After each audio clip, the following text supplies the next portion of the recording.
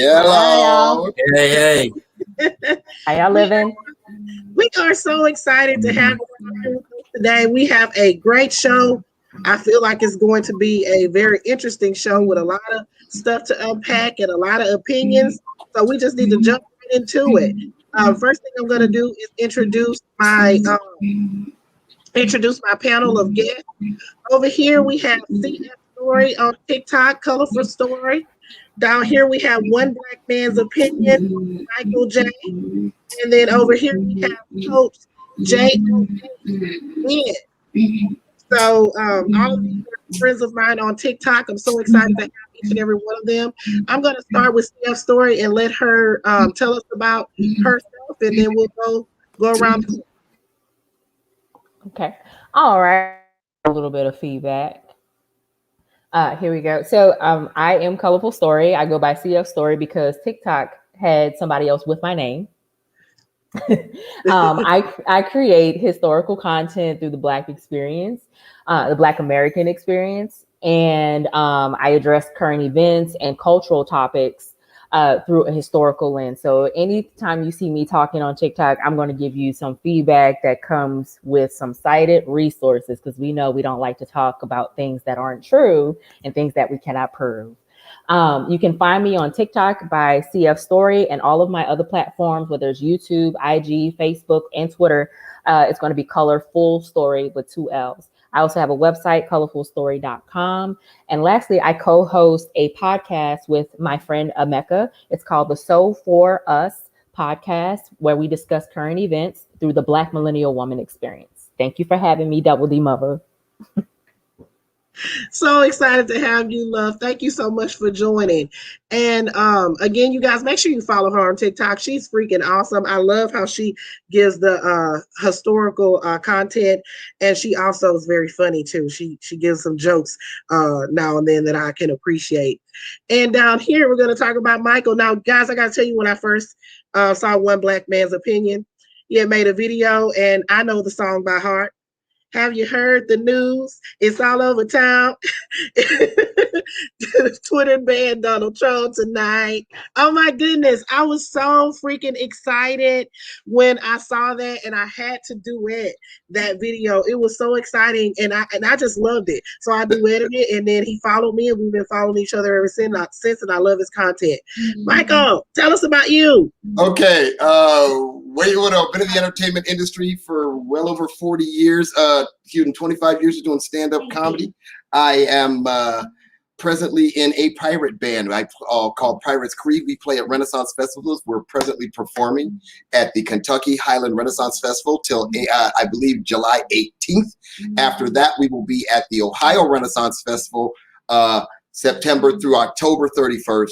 I am an avid video gamer. I have a PlayStation 4 and Xbox One. I have 2 Oculus Rifts. I have a PlayStation VR headset. I am a gaming junkie. So if you are a gamer, The New World Order, DANEWWURLDORDER at Twitter, Instagram, Facebook, PlayStation, Xbox, Oculus. I'm here, I'm there, I'm everywhere, because it's all about saturation. That is my spiel. Thank you, Double D, for having me. I love you, baby.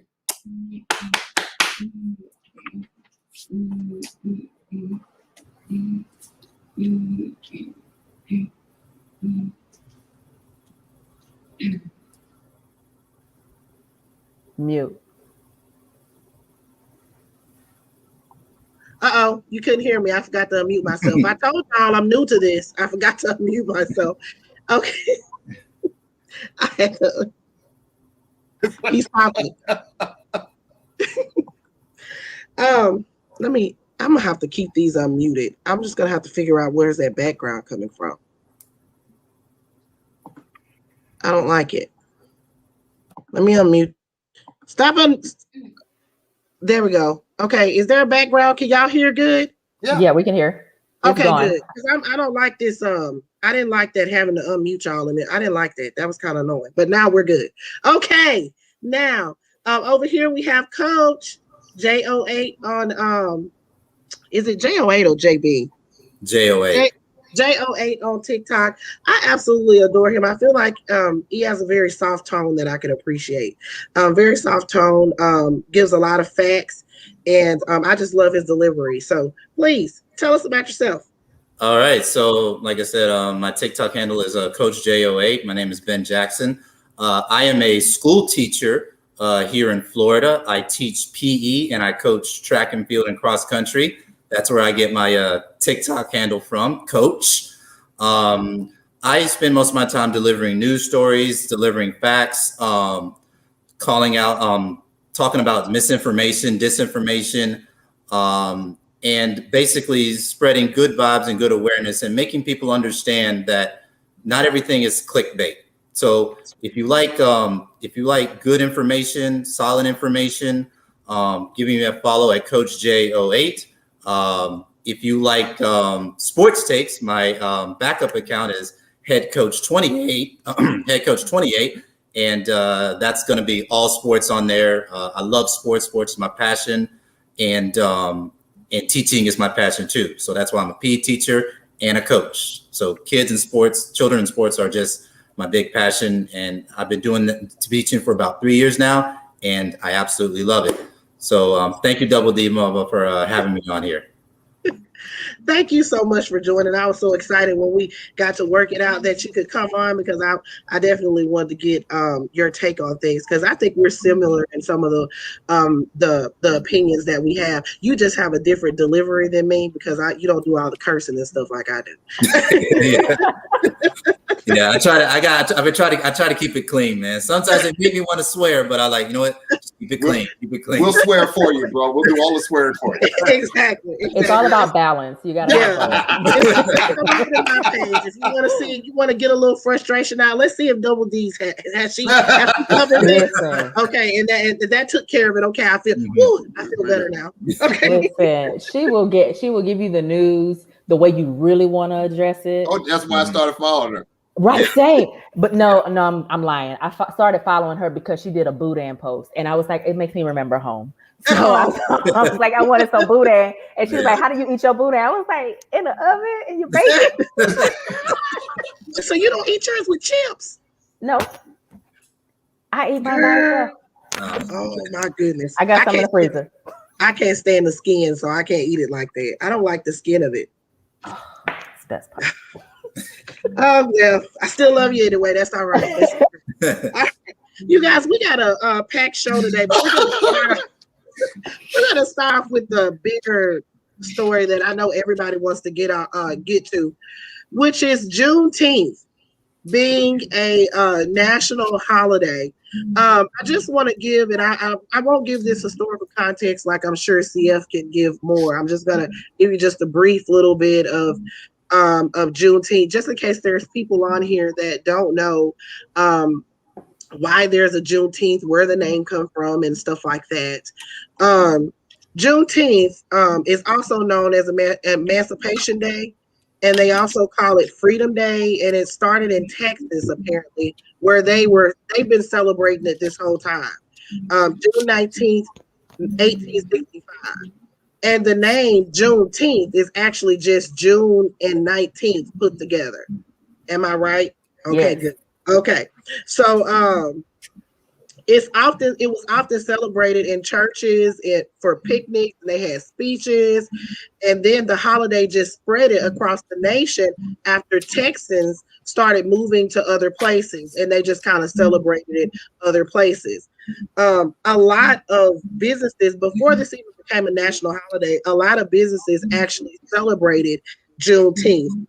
Nike was one of them, Adobe, Capital One, Chase, Lyft, Quicken Loans, Spotify, Target, Uber, just to name a few. All of them celebrated it and had it as a holiday. But as of earlier this week, Congress introduced a bill in both chambers that will designate Juneteenth as a federal holiday. It passed the House on Wednesday, and then the Senate on Tuesday, and then it was signed into law by President Biden just yesterday. Now the feedback that I've gotten from this has been mixed. There's been some people that have been happy that it happened, and And then there's been some, and I'm talking about Black people that have been happy that this happened. And then some said, hey, this isn't fair. You know, you're going to give us a little bit and not, you know, but we still looking for the People Act, the George Floyd Policing Act. We're still looking for the Anti-Lynching Act. This is just crumbs. Actually, when I made the report of it, I did it in a happy place. And after some people kind of got on my butt and was like, hey, what about all this stuff? I kind of looked like, wait a minute, maybe I didn't do this, you know, the right way. So I'll just show you guys a snippet of President Biden actually talking about what it meant to him and how he was very excited about this bill, and then we'll get into it. Today, we consecrate Juneteenth for what it ought to be, what it must be, a national holiday. As the Vice President noted, a holiday that will join the others of our national celebrations, our independence, our laborers who built this nation, our servicemen and women who served and died in its defense, and the first new national holiday since the creation of Martin Luther King holiday nearly 4 decades ago.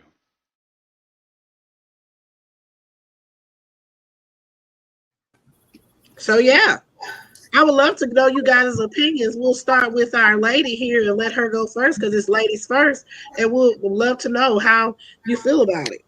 So I would like to say that I'm happy Juneteenth is an actual holiday. And it's a national holiday for several reasons. One, I grew up celebrating Juneteenth. I'm from New Orleans.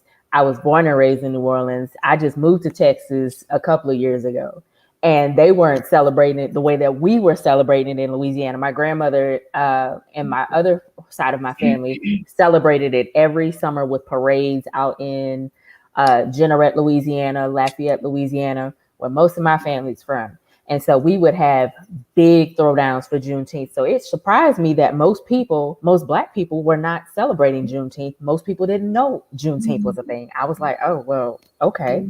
But then when I moved to Texas and I found out people out here didn't know, I was really confused. So then I started digging a little bit and I realized that Texas doesn't teach all of its history. But I felt like all of those people who stood behind Juneteenth, who celebrated it, who appreciated it for what it was, the Buffalo Soldiers' efforts are actually interwoven in a lot of ways with the Juneteenth celebration, because they weren't even recognized as the first Black military until they weren't recognized as being a part of the military until 1867. So they kind of combined all of that together for Juneteenth for us when we would celebrate it. So I got exposed to a whole lot of history coming up. So seeing Black people getting upset saying that, oh, this is just something they can throw at us confused me, because I'm like, we have no other mile marker in this country that recognizes that slavery actually existed in this country and that Black people needed to be free. So now you nationally have to recognize this holiday, which means that now you have to recognize what caused us to have this holiday. And yes, the school system may not teach it the way that it should be taught, but it's going to start causing conversations that really need to happen. Plus, it's going to be the acknowledgement of our ancestors and the hard work that they put in to get to this point. And I want to get more feedback on some of y'all's take once y'all give it. I can agree exactly with what you said. I could definitely agree there. Michael? I can agree with everything she said. My problem with the whole thing is their motivation. Mm-hmm. The motivation of Congress is not the same. They didn't do it because Juneteenth means something to them, that it has some significance. They did it because it looks good. They did it because it's a pacifier. Once again, Black America is standing up for itself. And rather than they're just saying, you know what, you're right. We have treated Black America like crap. We need to make this right. And rather than just get to the meat of it, oh, well, here's a holiday.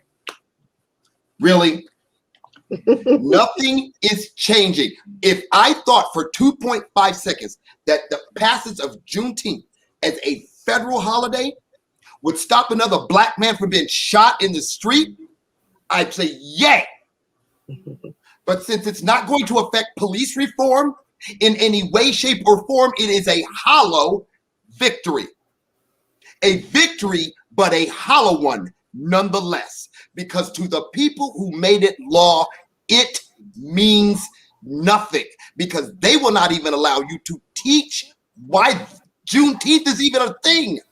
Wow. You can't even teach critical race theory in school. Absolutely. They're so afraid of the truth that they are willing to rewrite history in front of our eyes rather than just deal with this. Again, I appreciate everything she said, but I question the motivations of my government, which I always do, because they tend to let me down repeatedly. Again, if I thought the passage of this into law or into would make a difference in Black people's lives, I would be happy. But a mile marker is great. My question is, how many more miles? How many more miles of plotting and begging and sacrificing and compromising do Black people have to do to get to the next mile marker, which is what? Another holiday? Correct. I'd like to see some actual change for Black America. Some actual change. I can agree. Coach? I agree with both of you guys. Like I said, I like the pass. I like that it's made a national holiday. To me, good. Pat on the back. Now let's see the For the People Act. Now let's see the anti-lynching bill. Let's see meaningful police reform. When those things actually start happening, then I think it's safe for us to say, okay, we're making some progress here. We're making some inroads here. The first Black president, Barack Obama. That's nice, but we need more. We need actual actions. And another thing I push on my platform is making sure you guys are ready to register to vote. A lot of voter suppression bills out there. We need something to help Black people get to the polls. We need something to help more people vote. We need people to register. So those are the meaningful things that I like. A national holiday, to be honest, that's something easy to do. That's easy to do. You just write it up, pass it, sign it. It's easy. But meaningful change and reform is what we're looking for. So that's what I really advocate. I even have a link on my bio to get registered to vote. Make sure you guys are registered to vote and understand, especially in your local areas. Absolutely. As here, we all live in different areas. We all live in different areas of the country. Understand your local leaders and see what they're doing to help you in your community. And if they're not doing the things to help you in your area, then you need to find new leaders. I'm a person we need to build it from the ground up, not from the top down, from the ground up. And that's how we get meaningful change. Juneteenth is good, but let's see some more action. Let's see some more before I'm convinced that change is actually coming. So I want to go ahead. I wanted to make sure that everybody had a chance to speak before I said anything else, if that's okay, Tiffany. Go ahead, honey. Yeah. Mm-hmm. So I want to push back a little bit. When you are passing a holiday, it is not as easy. It took years for even it to get to this point. It took years to get Martin Luther King Day to be an actual holiday. And that actually meant something to people as well, to acknowledge that we have civil rights leaders that were fighting for our right to vote, to be able to not experience discrimination in several places. Now, when it comes to this particular bill that just passed this week, it was introduced in February during Black History Month by Democrat Senator Markey. And this was before he introduced it. Grandmother Opal, who is the grandmother of Juneteenth, she started her campaign in 2016 when this woman's house was burned down by white nationalists in 1939. And so she has been pushing for Juneteenth for the past few years, marching from Fort Worth, Texas to DC, just to make sure that this becomes a national holiday. She met with Joe Biden on the campaign trail in 2019. So to say that this was This was something that came out of nowhere. It has not. It has at least been on his roster for a year. But we can go back before that. Let's just say when Juneteenth happened after emancipation, there was a push to try to get an acknowledgement for our ancestors so that they can have a remembrance, because there was a remembrance for the 4th of July, but there was no acknowledgement for the enslaved Africans being free. You don't acknowledge that we have been free. You don't acknowledge we have been enslaved. You don't acknowledge us, period. This is a formal acknowledgement. And yes, I understand. I'm with y'all 100%. I need tangibles. I would love to see laws passed that benefit us. But that does not mean we cannot walk and chew gum at the same time. Because believe it or not, different things came out of symbolism. The civil rights movement pushed the Juneteenth initiative on the back burner because that was what was happening at the time. Followed by the Black Power movement. In the 80s and the 90s is when the Juneteenth movement came up again. In 1994, the National Juneteenth Observation Foundation was formed in New Orleans.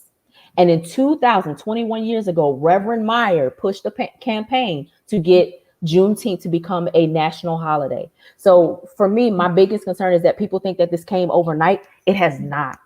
There is a real push for recognition. And yes, I understand that having the optics without the tangibles, I understand that 100%. I live this, I breathe this, I love history. I'm with you. But some things are also worth also having. Because if you're going to acknowledge, let's just say the case for reparation comes up.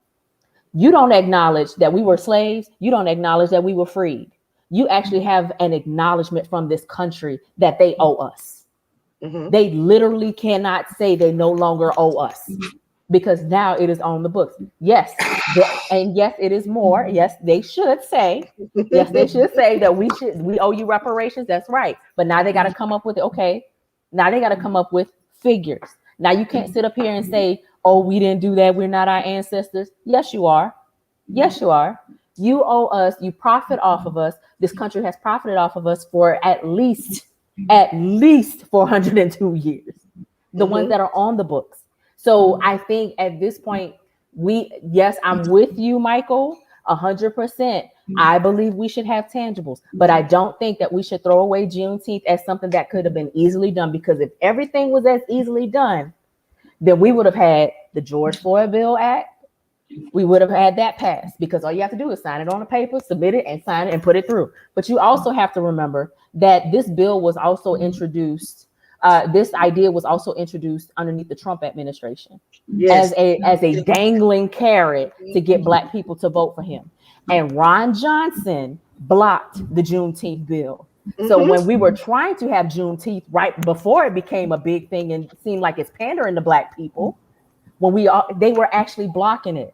Mm-hmm. When there were other bills being passed, like the Voting Rights Act, it's not just that Joe Biden isn't passing it. It's the fact that if he writes an executive order to give us voting rights, well, who's to say the next Republican that comes and don't take it away? That what she's talking about with Frumpy Dump, that actually happened right after right during the George Floyd unrest. Frumpy Dump comes out and says, "Oh, he's going to make Juneteenth a federal holiday." And that's when some of these companies actually came and said, "Oh, well, we'll go ahead and celebrate it." Some of these newer companies like Target and Uber, Target's not new, but Uber and Nike and some of those, they actually came during the unrest with George Floyd after Frumpy Dump claimed he was going to make it a federal holiday. But like she said, Ron Johnson actually blocked it. So that's why I was more surprised that it went through the Senate in unanimous consent, because of the fact that Ron Johnson had blocked it before. So I'm trying to think, what is it that's in it for them? And I believe what's in it for them is what Michael is saying. Michael and Coach's sentiment is that they're saying, okay, we're going to give them a little bit so they can just shut the hell up. You know what I'm saying? But, we're not going to go any further. That's what I believe. That's why I believe it went through with unanimous consent. So everybody's right in this. Yeah. I also think that it went with the when Black people were upset about the hate crime bill and said that it was just for Asian people. Like I think when Black people were saying, well, what about us? What about us? And I was also in that group. I was like, well, damn, we've been fighting for some stuff. Where does it come for us? And then it's like, okay, so now we get Juneteenth. So I think, yeah, we should get tangibles. But I don't like the way that it's being. I don't like Look. the optics of the way that people are taking it. I'm not trying to say that Juneteenth shouldn't be a thing. It is a remembrance, and I understand that, and I get that. Mm-hmm. Okay, but as for it being on the books, there's a whole bunch of shit on the books. Okay, and it doesn't necessarily mean anything because it's on the books. Okay, we acknowledged it. Okay, you acknowledged it. It's like me. Okay, you're not in a relationship. Okay, one day I hit you. I acknowledge that I hit you, but what am I going to do past that point? My acknowledging that I did you wrong is fine. But now that I've acknowledged that I've done you wrong, what are my plans to repair the damage? And with all due respect, Juneteenth is a pretty weak start. It's a start. It's a start. But again, considering what Black people in this country are going through on a daily basis, it is just the hollowest of sentiments. It is again, I think it's a wonderful thing, but after 400 years, Black people deserve so much better. Not later, now. So let me ask this question. Do you think that anything has gone through for Black people since Joe Biden has been in office? Has anything gone through for Black people? Mm-hmm. Other than having, other than having a competent POTUS? Okay. Well, because I'm here to tell you what I personally, but that's a bare minimum. And I personally, that is a bare minimum. I know my mother sleeps very well at night because when Donald Trump was president, that woman was a bundle of nerves. She was scared to death. I had to talk to that woman every week about politics because she wanted to know what was going on. Okay. And with Donald Trump as president, God only knows, nobody knew. Yeah. So the fact that this man, who everybody knows, is a racist. Okay. If you don't know, you're trying not to know. Okay. But the fact that this man is no longer the president of the country my children are still growing up in, that's a plus for Black people all the way. So Joe Biden beating Donald Trump was and by the way, Black women, thank you. Let me go ahead and thank you right now for that. Appreciate you. Love you. Y'all are awesome. You guys do not get the credit you deserve. No, you do not. For turning this, helping us, moving somebody out of the White House and moving somebody else into the White House. And not to seem ungrateful, but we gonna need y'all to do the same thing next year. I cannot express words on that. We need to prepare for next year. Yes, but ma'am. The reason why I asked that is someone I was watching made the point that for Black people to get anything passed through the House and the Senate, because we have white supremacists on Democrat and Republican sides. Indeed. Most of the things that we are going to try to get will not be masked, will not come under the name of Black this or Black that. No, it will not. So like when the hate crime bill, when the hate crime act passed, most people thought that it was mainly the Asian hate crime bill because of what was all happening around COVID. So it appeared to be for them, but when you actually read through the bill, it is for everybody. And that addresses hate crimes against Black people as well. Now, something else I wanted to say, what is that bill that was including the stimulus plan, the American First plan, the rescue plan? American First?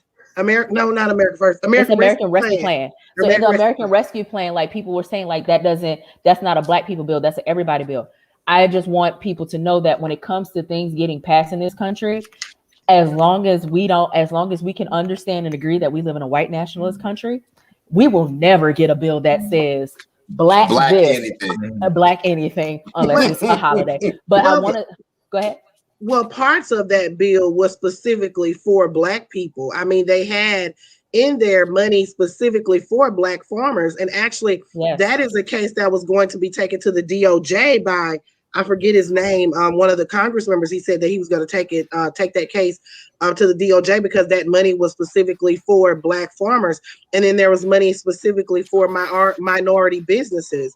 So there was portions of that was supposed to be given directly to. I mean, we are America. You can't expect for them to say, right, "Oh, we're gonna allot $700 million, $1 billion just for Black people." It's not going to happen. It's not gonna happen. It's never. That will never happen. Because if that's the case, would have already gotten reparations. Yes, and I think that, like, looking back over some things and looking at some of the data that's coming out, I honestly think that if we ever get reparations, it will never go directly to us, being directed at us. It'll probably go in a way that will benefit Indigenous Americans, Asian Americans, Indian Americans. It will benefit everybody in a way. So when we look for things that's going to benefit the Black community, we're going to have to be smart about the way that we're including things in bills, because we're never going to get anything that is directly for us unless it is something like a Juneteenth that is specific, like Juneteenth. By the way, not to be the clock watcher, but it's literally halfway through the show, and we have 7 more topics, kids. Oh my God! Seven more topics. Look, I got the papers right here. I wrote it down because I'm like, look. I was about to cut Colorful off, and just after she finished that statement, I was going to hit it.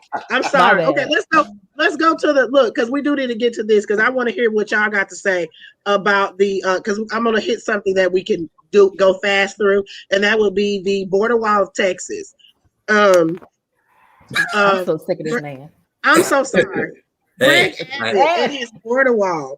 Okay, so Greg Abbott has introduced that he will start building these barriers. There's already 452 miles of new barriers that they completed by the end of 2020. But of course, all of that stopped when President Biden stopped the construction of the border wall. So what Greg Abbott is, Applehead is what I call him. Applehead Abbott is actually trying to do complete some of those barriers, and he wants to build a border wall. And actually, I didn't know this, that most of this border wall that he wants to build will be on private property, because people were wondering, is it going to be federal property? Yeah, they're going to roll up with the, eminent domain. Yeah, eminent domain and get off. Yeah. Yeah. He wants people to actually donate money. He wants people to donate their portions of the land to them that they want to put the border wall on. He wants them to donate that, and he's going to actually take $250 million from the Department of Corrections and give it to start this progress. Oh my God! $250 million to start the progress. He wants to hire a project manager to oversee everything, and go ahead and get it started. And he's also soliciting for donations from people like CF Story, who lives in Texas, that are worried about the crisis at the border, and she would like to stop it by building a punk ass border wall. So, listen, let me tell you something. It sounds like somebody want a Big Mac without McDonald's money, and I'm sick of him. I'm sick of him. Nobody asked him to build this border wall. Nobody asked him to do none of this. We told him to fix the AC, fix the heat, because they messed it up. Ain't nobody asked him for this. We are sick of him. He needs to go roll somewhere else. This is the issue that I have with these red states. This man is up here getting a down payment from the tax dollars he's already collected, and now he's trying to get us to donate more money when we can't even get stuff we asked for with the tax dollars. I don't appreciate that. When we look at what Greg Abbott is doing and what throughout COVID, because it's all tied in, is that we learned that these red, or AKA voter suppressed states, cannot sustain themselves. No, they cannot. On their own, the way that blue states can. And so these idiots are taking people's tax dollars and doing the most with it instead of putting it back into the people. Right. And this idiot needs to go somewhere because he doesn't know what he's doing. And he's trying to take people's property. Now, this whole time they were talking about the government come and take their guns. They come and take your house. Exactly. And they're okay with this. Look, they are okay with this. If it's for this border wall, they are okay with this. Coach, give it to us. What you got? Look, listen, that's all I got to say. It's all about the next grift. This is all about. The next grift. There's no, the GOP. I'll just say this. Say what you want about Bush, and you can disagree with his policies, all the better. But you know what they were? Policies. You can go onto the floor. You can say, I don't believe in this. We shouldn't do this. How about this? There's no policy with the GOP anymore. It's all about the next grift. The border wall. It's just a grift. Culture wars. Grift. I'll even say my own governor, Ron DeSantis, he's supposed to be sending National Guard troops down there to help construct Texas border wall. For what? What are Floridians gaining from you sending people over there? It's all about the grift, man. It's all about the next grift. Look at Ted Cruz. The dude sitting up here on Twitter saying a pledge of allegiance to the flag. What? It's on Twitter. I'm just like, he can't be serious. Right? After there's a heat wave going through Texas right now, and you're saying pledge allegiance to the flag. It's like this used to not be controversial. It's controversial. It's not controversial, but you now have made it a story instead of people in a heat wave in Texas. It's all about the grip. It's Canada got to come get Raphael. Canada got to come get him. Does anybody else miss the days when the worst thing a political candidate did was misspell the word potato? My God.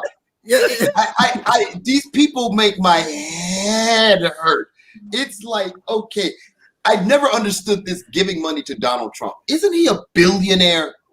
Why are you giving a billionaire your money? He's still taking their money. Coaches telling the truth. This is all. Have you seen the thing with Michael Flynn now? Yes. It's all about the next grip. They're going to steal these rubes blind. And go, I'm a patriot. I'm going to give my money to the cause. We're going to retake the White House. Let them have the fantasy. Let them have it. When they're broke, miserable, and unhappy, and I mean broker than they are now. Because let's be honest, red states are not that financially stable. We're broke. We have nothing. And what amazes me is how people in red states talk so much shit about the blue state. Them damn liberals, and them damn liberals are keeping you afloat, Gomer. Okay? Yeah. You might want to recognize, homie. The blue cities in some of these red states is what's keeping these states afloat. So when I lived in New Orleans, it was New Orleans, it was Baton Rouge, it was Shreveport, it was Lafayette, Monroe. It was all of these bigger towns, which are majority people of color, that are keeping these states afloat because Billy Bob and them ain't doing nothing. Billy Bob can't do nothing. Because they lack the education, they lack the resources, and they are going to take their dollars and put behind these people who keep taking their money. Girl, Billy Bob ain't got no damn education. Billy Bob ain't dropped out of high school. You know that shit. For some reason, and I think this is probably the greatest mystery to me. These wealthy people have convinced these poor people that somehow they're equal to them. Well, that's a historic grift. Yeah, I don't know how that's like this person is a millionaire and you're on food stamps. Well, it started with Bacon's Rebellion when they convinced poor whites that they should be on the same side as rich whites because they're whites, and as long as you're better than the lowest black person, you will make it. That is how they even formed police departments in Boston, one of the first departments in Boston, to hunt black people because they felt they were on the same level. That is what whiteness is. We can have a whole other discussion, but I'm not going to take up the time. And again, this is what we talk about when I say white people are not educated; they're indoctrinated.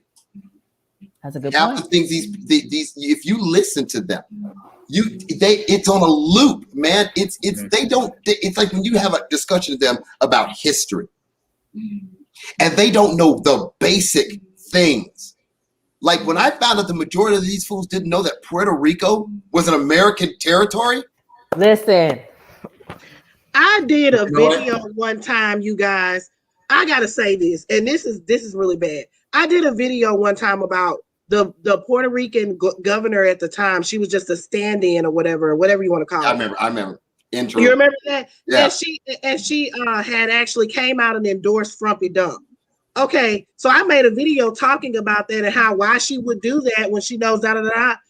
I had so many damn people up in there talking about, well, Puerto Ricans can't vote. I fucking know that. I thought that went without saying. That Right. they, you know what I'm saying? I don't understand. Like some stuff you would think they, you know what I'm saying, that they would know without saying, but you get it all the time where it's like they don't. Sometimes people don't understand. You know, you gotta say everything, and I only get a minute. I can't say every single thing that could possibly happen. It doesn't make any sense to me. I never understood that. And they didn't know that Guam, you know, was a part of the United States. Exactly. Different stuff like that. People don't actually know, like why Jen Psaki let Corinne Jean-Pierre do her press conference. People didn't know that, well, she's the deputy, so she's gonna do that. That doesn't mean that Jen Psaki's not, you know, not there anymore. So I you know, some stuff is just, it's weird to me. Because one, they don't pay attention in history class. Two, what they learn in history class, if they pay attention, is very bullshit. Yes. It's bullshit. Just say it. It's bullshit. That's exactly what it is. As You someone still who got has people taught in the classroom, I literally had somebody tell, like, basic geography is just another one. I had somebody tell this woman without color, said to one of my Mexican students, go back to where you came from. This is America. And my student straight up told her, and I wasn't going to correct her. Student straight up told her, she said, well, technically I am an American. Mexico is in America, in North America with the US. Did you not know that? Oops. I mean, Sometimes, it's ridiculous. Like, how do you not even know basic geography that you learn in middle school? Because they want to argue with Dr. Fauci, though. They don't know their ABCs, but they got that doctorate in biology. By God, I read 2 books. Now I know everything about infectious disease. And Hop on Pop was a great book. And you only read the back of the book. Mm-hmm. And the title. We'll move on to the next topic, guys, because we're running out of time. The next topic here, we're going to just briefly touch on the Supreme Court dismissed the challenge to the Affordable Care Act on Thursday in a decision that will leave the law intact and save millions of Americans their health care coverage. The justices turned away a challenge from Republican-led states, and the former Trump administration, which urged justices to block the entire law. This passed was blocked at 7-2. Justice Sam Alito and Neil Gorsuch, I know I'm not saying that right, dissented. Dissented. Now listen, as much as they did to get Amy Coney Barrett on the bench, Amy Coney Barrett's been disappointing them every fucking time. I'm here to tell you what. It's Gorsuch, it's Coney Barrett, and who's the other? Brent Kavanaugh. Kavanaugh. Yeah, Kavanaugh. Trump put all 3 of them on there, and they were just like, I'm sorry, Donald who? Right. Donald doesn't sound familiar to me. Donald, because every time he went to court, they were like, no. But I'll just say this, and I'll use the big like sports analogy they use on TV.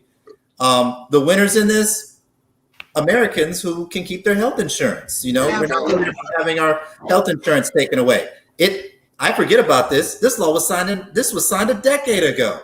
Mm-hmm. A decade ago. I forget it. I was like, wow, it's been that long. So those are the big winners in this. The biggest loser, it's not Donald Trump. It's Mitch McConnell. He's back the deck. So he's been on a crusade on this for a decade. Been to court 3 different times and multiple different judges, a conservative majority, and they keep saying the same thing. This is the law of the land. Fuck it up. My personal opinion, just give it up. Just give it up. They have been challenging this since it became law. Since the Affordable Care Act was signed, they have been challenging this. I believe that this is like the 3rd or 4th time that because its other name is Obamacare.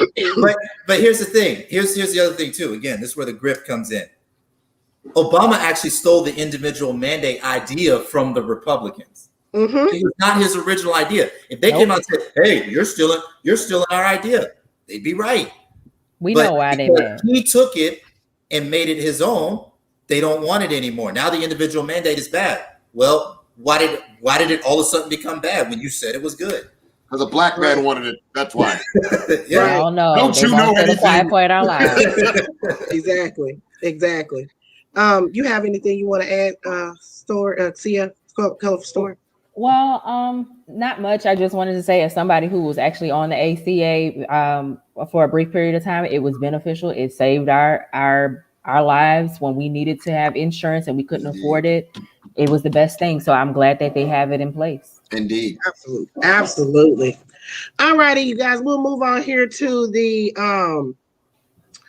I don't know if I really don't know if we should talk about this because I don't know if we're going to have time. I think we need to go ahead and go into critical race theory because I know that's something that y'all really wanted to talk about. So Texas Governor Greg Abbott signed a bill into law on Tuesday prohibiting state teachers from discussing topics related to critical race theory, adding another chapter in the saga of embattled educational frameworks placed in American classrooms.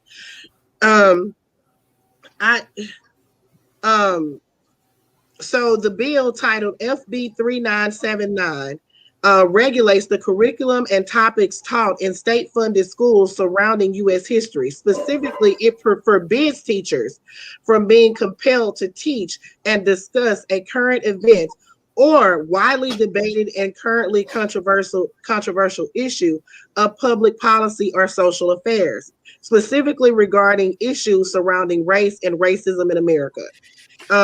He is okay. They give them like a specific thing that they can teach. One of them is the "I Have a Dream" speech. They can go with Martin Luther King. That can be in there, but the state says that that schools cannot require an understanding of the 1619 Project, as well as they bear responsibility. Teach kids that they bear responsibility for past actions of members of their race. So this actually passed, and it is on the books. I actually saw that there were several school board meetings that are going on. Parents are actually coming to the school board meetings talking about this, how they do not want critical race theory taught. Now we have a new martyr for the anti-critical race theory that has surfaced for Fox News, OAN, Newsmax, people like that. And I actually want you guys to see this new martyr and see what he actually said at a school board meeting and who they have now representing them as their anti-critical race theory martyr. Is a father of 2 teenage boys with a powerful message about teaching children that they are either oppressors or oppressed. Watch this from a school board meeting. About critical race theory, which is pretty much going to be teaching kids how to hate each other, how to dislike each other. That's pretty much what it's going to, that's pretty much, I don't care what say, it's pretty much what it's going to all come down to. You're going to deliberately teach kids, this white kid right here got it better than you because he white? You're going to purposely tell a white kid, oh, the black people are all down and suppressed. How do I have 2 medical degrees if I'm sitting here oppressed? Well, how did I get where I am right now if some white man kept me down? How am I now directing over folks that look just like you guys in this room right now? How? What kept me down? What oppressed me? I worked for myself from off the streets to where I am right now. You gonna sit here and tell me this lie of critical race theory? Joining me now, Ty Smith, host of Cancel This with Ty Smith. Ty, great to have you with us today. Thank you for having me. Well, tell me, what that moment was like in there, and what was the response? Were people responding positively to what you had to say, or was there some pushback? Well, no, the ones that were possibly like a part of this whole narrative that make it seem like black folks just can't do anything without getting some help from big brother government, they had nothing to say. So before I spoke, a lot of people were up there saying all this, the black people have this hard, we need to do more, we need to do this. I'm sitting here thinking to myself, wait a minute, the very people that they are talking about, that was me. I was that kid that they're describing right there, and I didn't see not one of their faces ever come to my neighborhood trying to help out. But they do all this talking on the outside. They march and they got their fists up and they saying we're with you. But when it comes down to getting with us personally, none of them are ever there. So it just... Yeah. I just want to know how much they're paying them. Somebody Again, did not here goes the grift. Here's another grift. Here's what I love. This is what I love. When I see these black folks jumping up to do the dance. Okay, it's like, I know this is getting you some likes, I know this is getting you some views, I know this is getting you some tweets, but bro, here's the thing. Do you remember January 6th? Do you remember what the Back the Blue crowd did to the blue? Yeah. Okay, so understand this, and I'm gonna go ahead and drop this, Double. So, okay.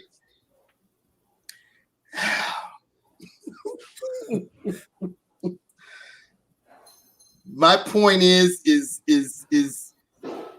at okay. You can't think of a nice way to say it. Yeah, I'm trying.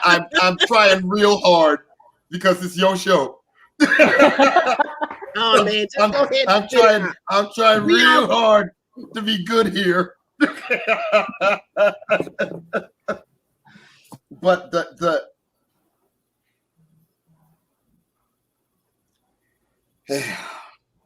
somebody else take it for a second. Well, Somebody else. I will just say this as a actual classroom teacher. And I truly believe this. Nobody is born a racist. Nobody is born with hate in their hearts. Nope. That's something that is taught. Like when I get my kindergarten class, Black kids, Hispanic kids, white kids, they all love each other. They're 5-6-year-old kids. They all love being with each other. They want to see each other succeed. And they don't care about any of that. They don't care. And I love that class. I don't have to worry about it. They want to be with each other.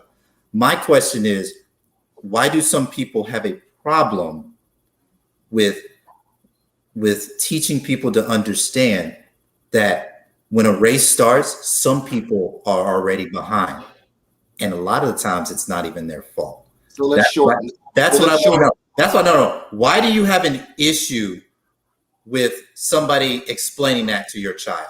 So shorten that to, why don't you want your children to understand the truth? Yes, why don't you want your children? Yeah. Why do you want to continue to teach? I'd be willing to bet you there's still places they're still teaching kids Columbus discovered America. Yeah, it's like really. But any history teacher will debunk that. Let me go back to this because I it's like again, these people try to beat police officers to death. Yeah, and you think because you pleasing them by saying what they want to hear, that somehow they won't, because I guarantee you, if they can't hang the brother they want to hang, they gonna turn on you. Mm-hmm.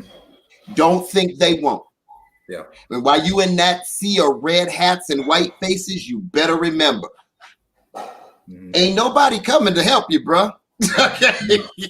Exactly. You gonna be in that sea by yourself. So all I'm saying is, just I see these people all the time on TikTok, you know, with their Confederate flags and talking about Biden ain't doing nothing for Black people. I'm like, look, again, I'm sure this is getting you lots of views and lots of likes, and that's wonderful. But at the end, when those people are done with you, we're all you got. Mm-hmm. And you gonna come and back.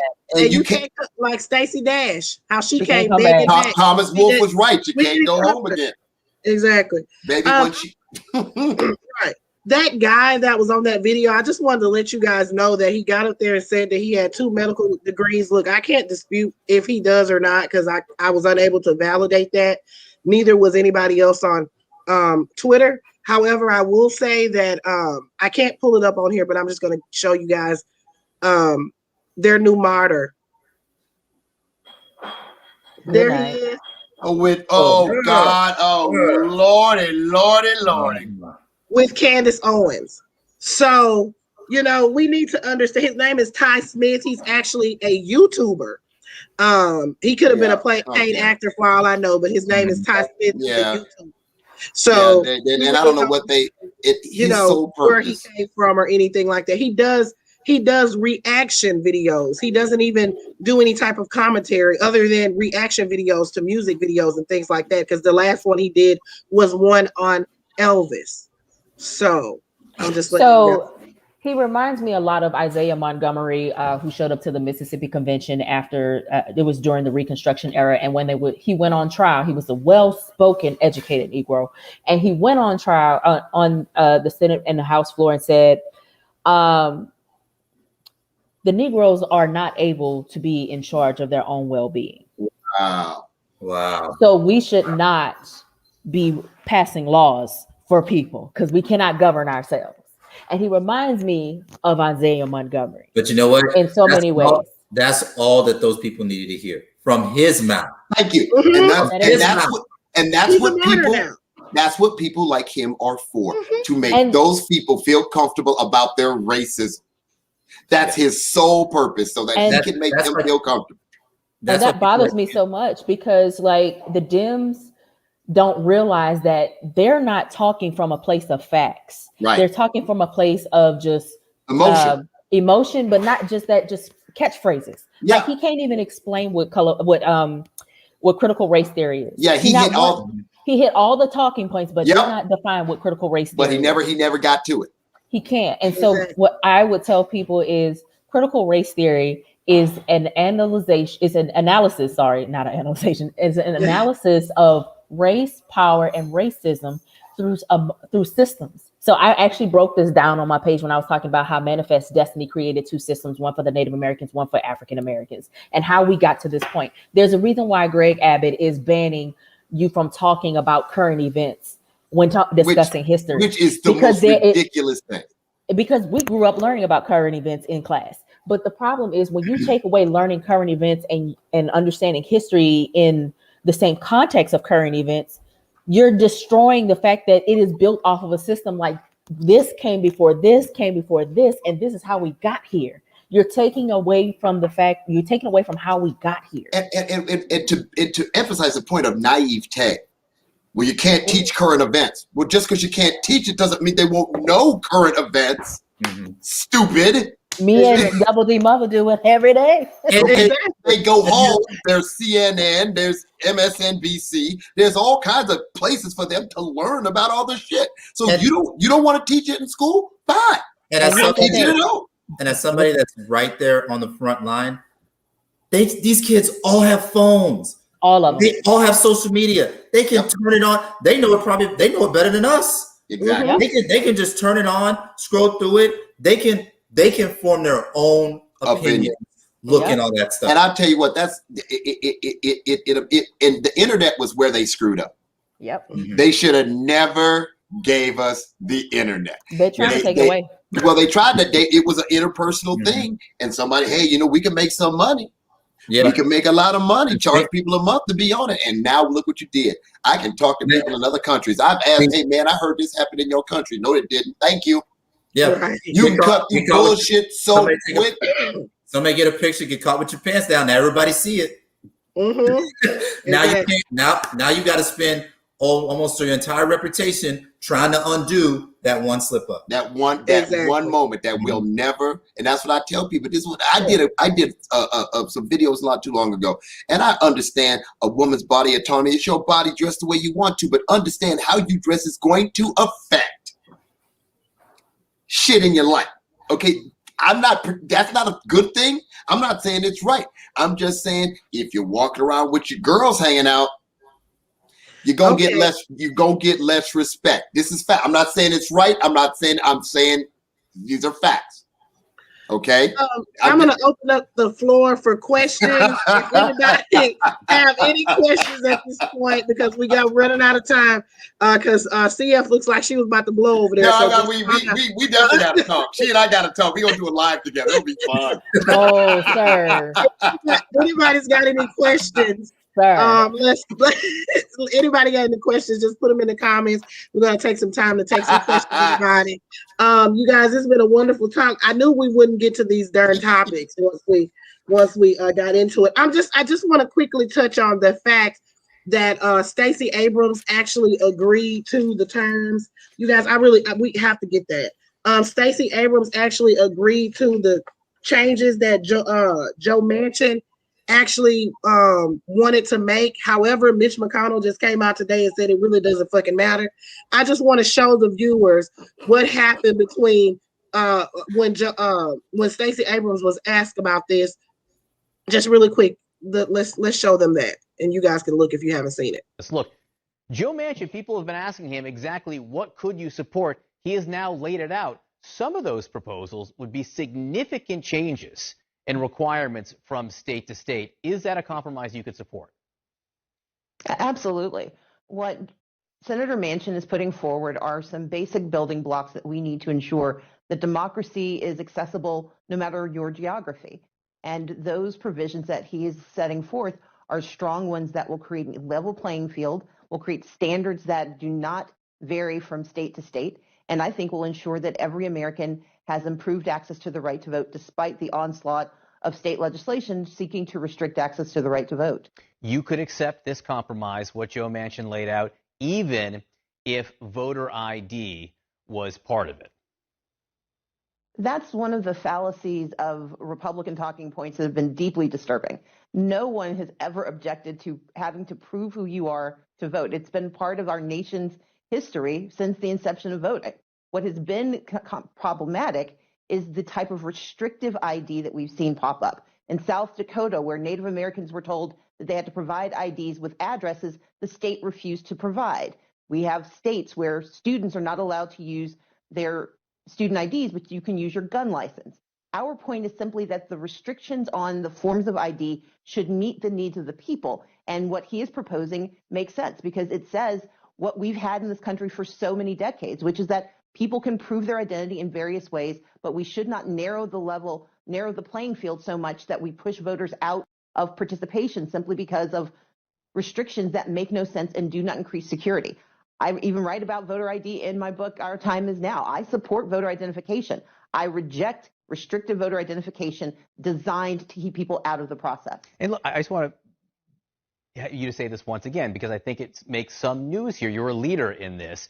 Joe Manchin is proposing an alternative. I'm sure you would like the For the People Act to pass in its entirety. But if this is the alternative that is presented, this is something you would urge Democrats in the Senate to get behind. This is a first and important step to preserving our democracy.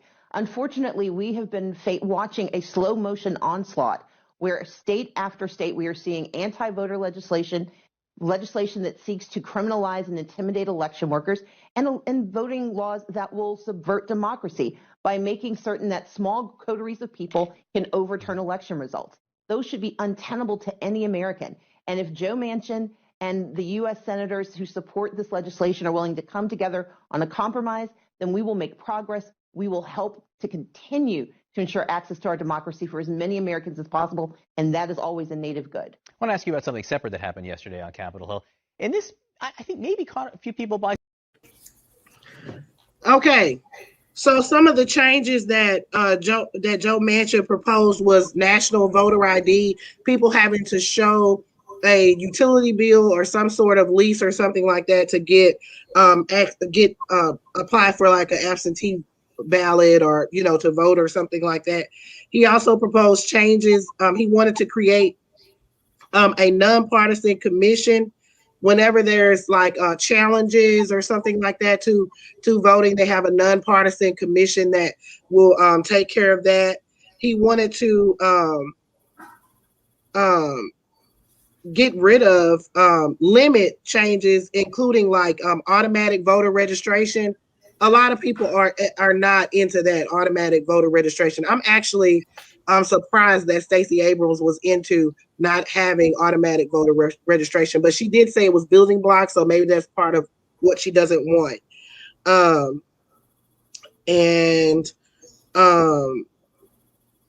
And then making Election Day a holiday and mandating 15 days for early voting. Those were some of the changes that he wanted to do there. So, I mean, they can be considered building blocks, but I think it's fine the way it is, but I digress.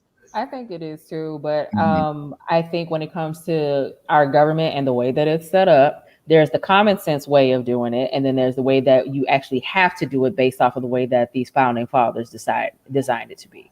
So when you have to play the game and play within the confines of the game, then you're going to have to compromise in ways you don't want to.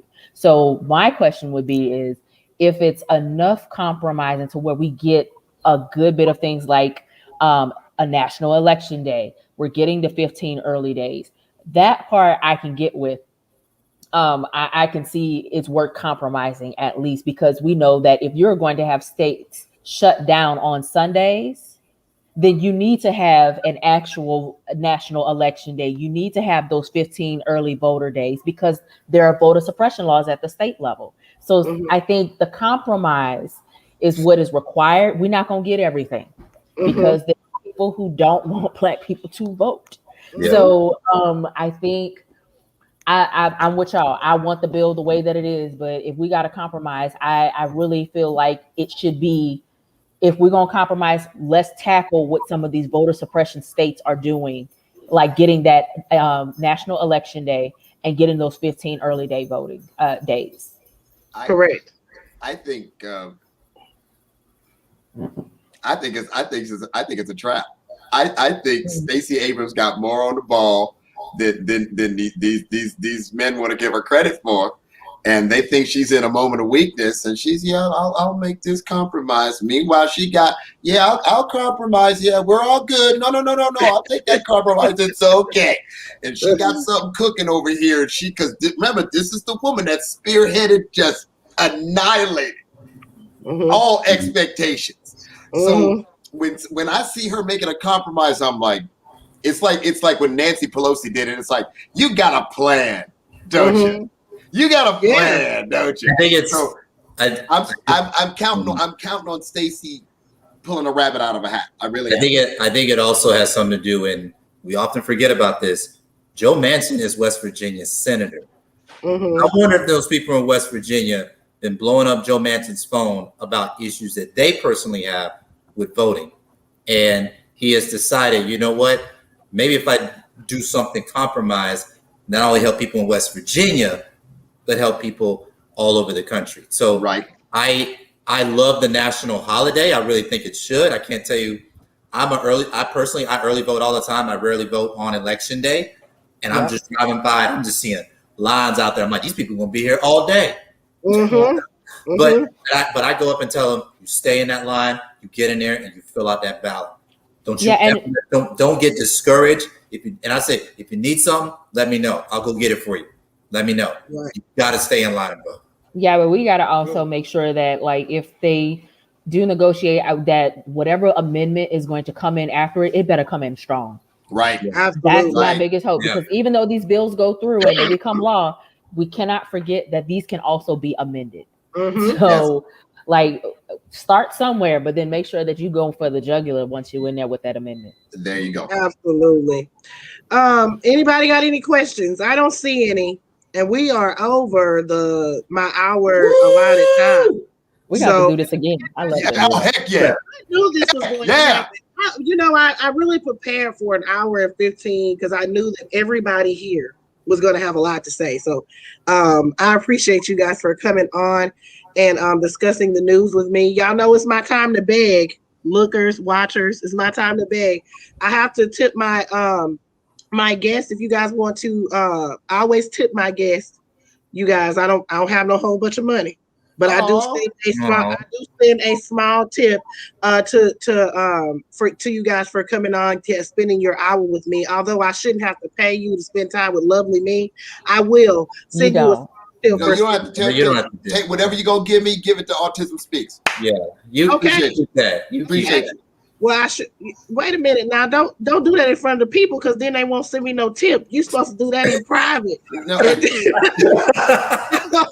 But if y'all want to help me tip my guests, although they don't want to tip, so if they don't want to tip, hey, we'll just. Well, I don't want your money. I'll take theirs. I just wasn't gonna take none from you. So if y'all want to help me tip my guests, y'all go ahead and send me a tip to my Cash App at Tiffany C85. Or you can send it over to Venmo and I will divvy that up and we'll have something for spending this hour with you guys. We really appreciate you all for joining us. Make sure you go follow CF Story on TikTok. Make sure you go follow One Black Man's Opinion, and make sure you go follow Coach J08. I really enjoyed this conversation, you guys. I'm so glad y'all came on, had the opportunity, and I would love to have y'all come back on again. I'm coming back. No, we got to do this again, man. Give me don't date, be all up date in and the inbox. time. And don't be all up in the inbox trying to act like y'all so busy, like y'all ain't got the time to come on. Because I told you my day. No, no, Michael wasn't like that. He was like, "Cool, I'm ready. I'm ready." I was here an hour early, man. Come on. These celebrities over here on the side, CF Story and Coach. Oh, I don't think I'm gonna be able to make it. Well, no, ma'am. It's certain days. I got little ones. my little feelings got hurt. I said, "Well, I guess they don't want to be with me." No, I'm just playing. Thank y'all so much for coming on. Y'all come on back, and then I love to have y'all on. And y'all come back next week because I'm going to have the politics girl is going to be on, and North Omaha Cat Lady is going to be on. So make sure you come back and watch. Politics girl is awesome. I don't know if y'all know who she is, but she's great. She has breakfast rants on Twitter. If you guys know who she is.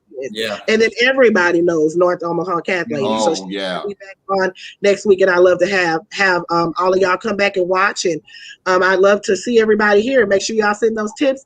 Y'all have a great day. Oh, my Cash App again, Tiffany C. Jones 85. All righty, guys. Talk to y'all later. Thank y'all so much, and y'all have a nice evening. Hey,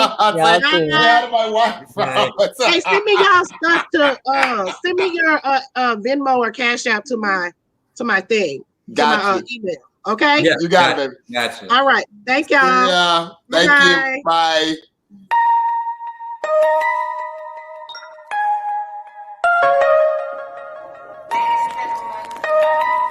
Hey, players.